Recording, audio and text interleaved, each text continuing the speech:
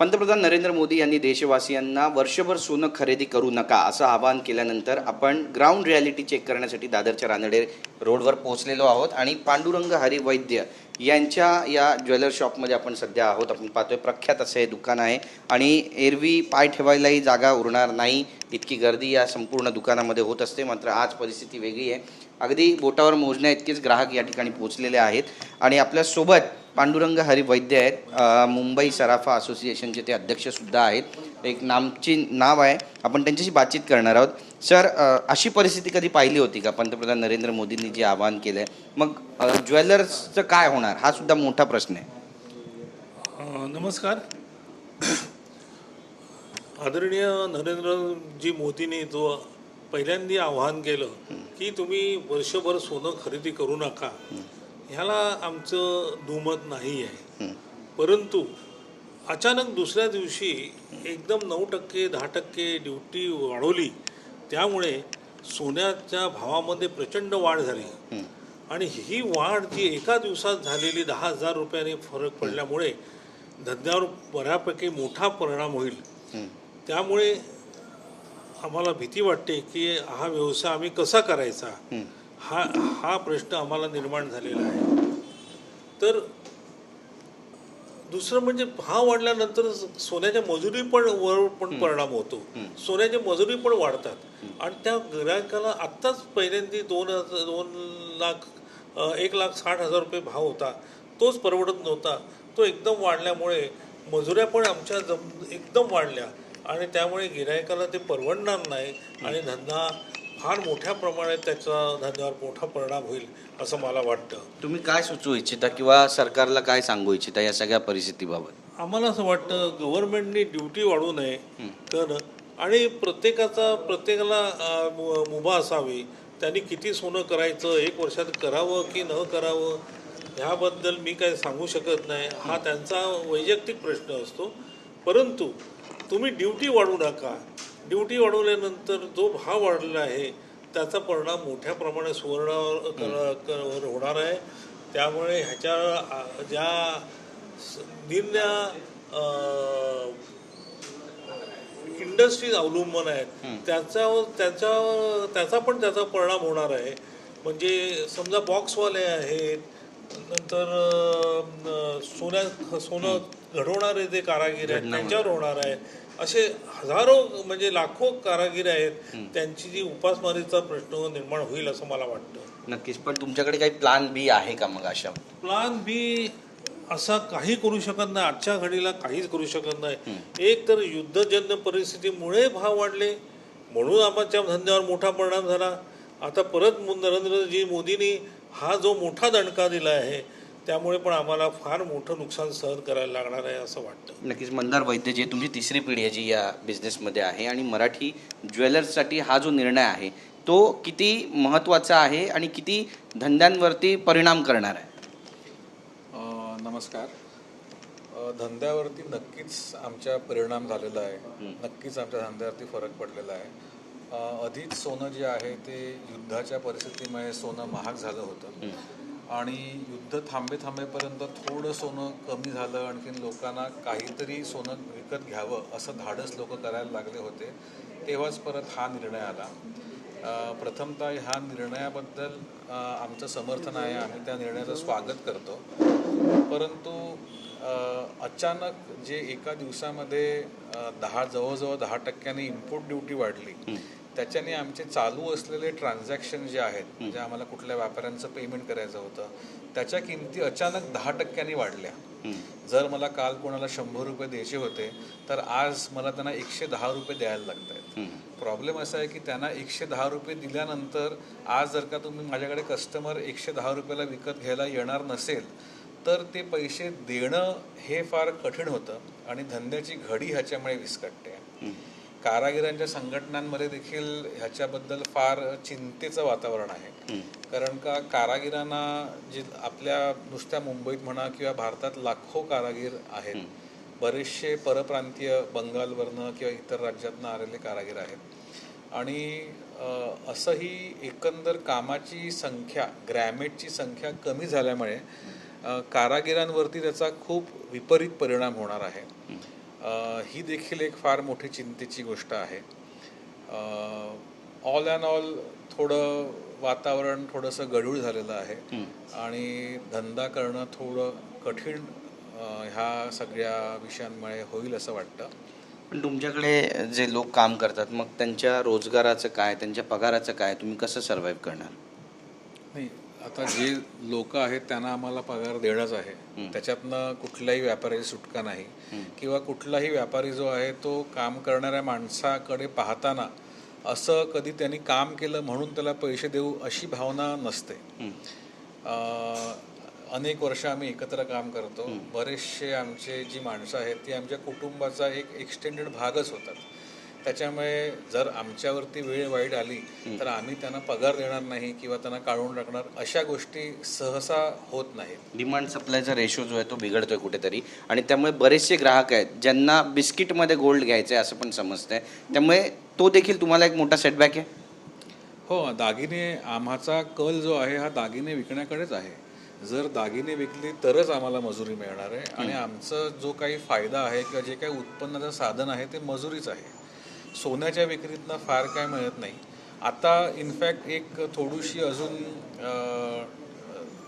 काय होतं आहे की जर का इम्पोर्ट ड्युटी वाढली तर परत स्मगलिंगच्या माध्यमातून जे पूर्वी सोनं भारतामध्ये येत होतं त्याला परत वाव मिळण्याची एक शक्यता आहे.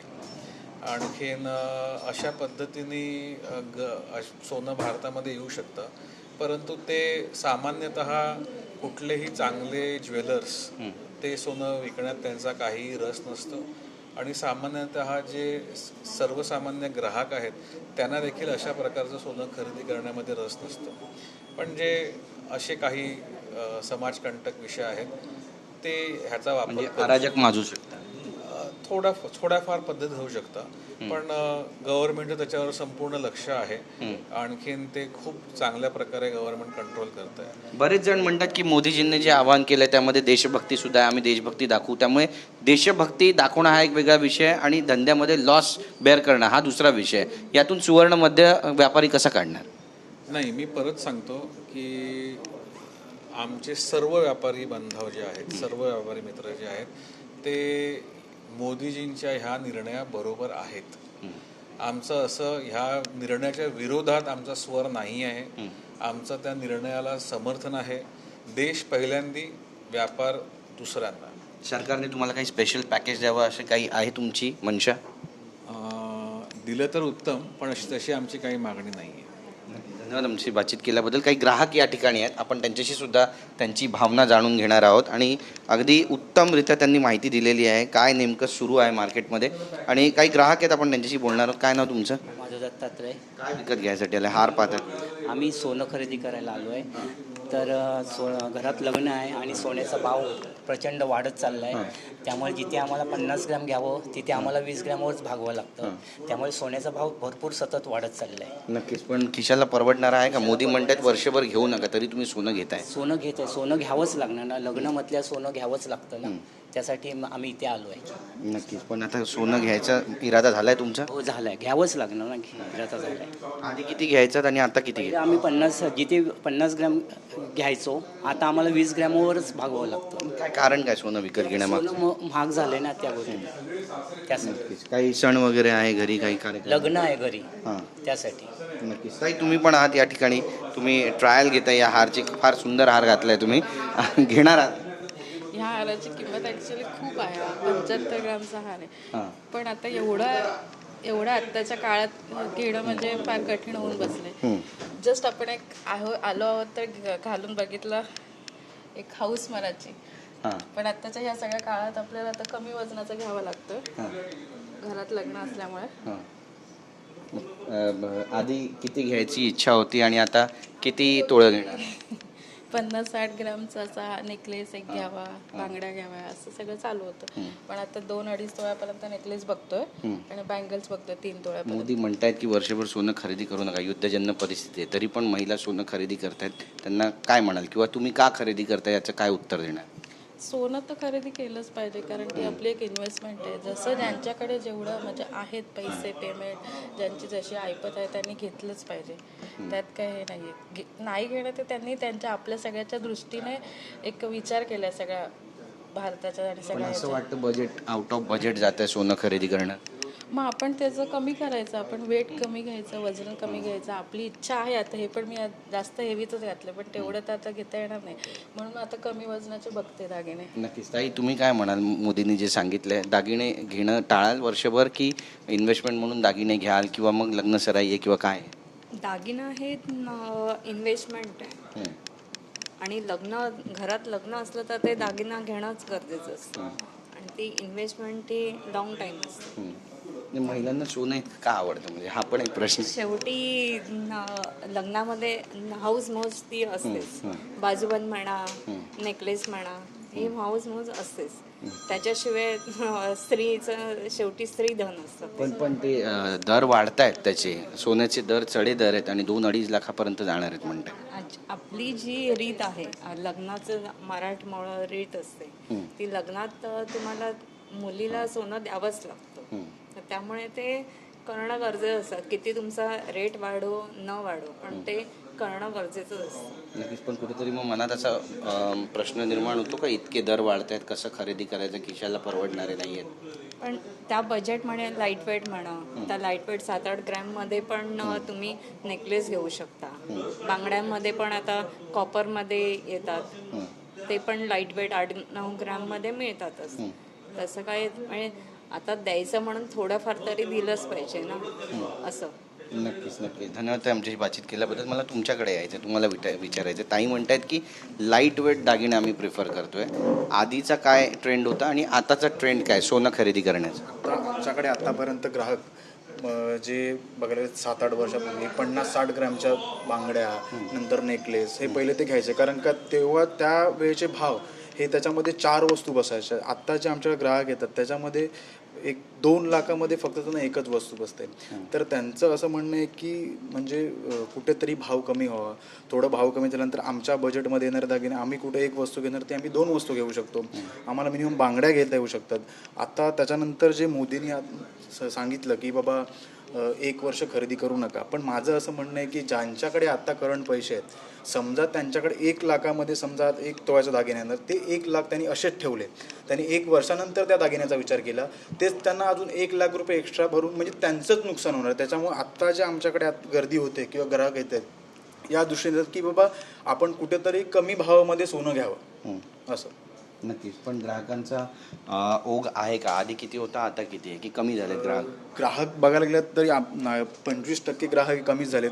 कारण का कुठेतरी बर्थडे किंवा कुठेतरी पार्टी याच्यामध्ये जे सोनं त्यांना घ्यायला लागायचं ते कुठेतरी त्यांनी कमी केले. आता म्हणजे मेन फंक्शन बोलतात की लग्न, त्याच्यानंतर एक मुंज किंवा जे वेगवेगळे मोठे प्रोग्राम आहेत त्याच्यासाठी ते सोनं घेत आहेत. अदरवाईज सोनं खरेदी करत नाहीत असं, कारण का ते त्यांना न परवडण्यासारखं आहे. त्यांच्या मनात अजून पण अशी भावना आहे की कुठेतरी भाव कमी झाले की आम्ही थोडंफार सोनं घ्यावं.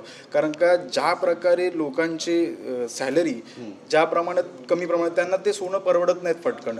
समजा त्यांना कुठे 10 ग्रॅम घ्यायचं आहे, ते कुठेतरी 5 ग्रॅम घेऊन ते थांबत आहेत. नक्कीच. धन्यवाद आमच्याशी बातचीत केल्याबद्दल. तर आपण पाहतोय बघा, डिटेल आपण सगळ्या गोष्टी ज्या आहेत त्या इथे जाणून घेण्याचा प्रयत्न केलेला आहे.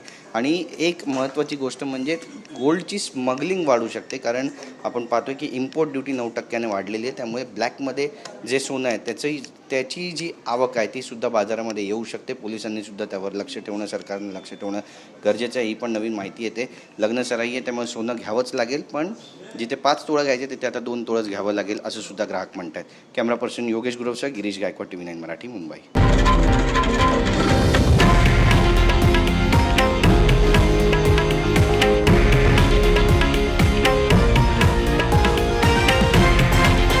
हे आहे देशातील नंबर 1 न्यूज नेटवर्क आणि आपण पाहत आहात TV9 मराठी, एकमेव.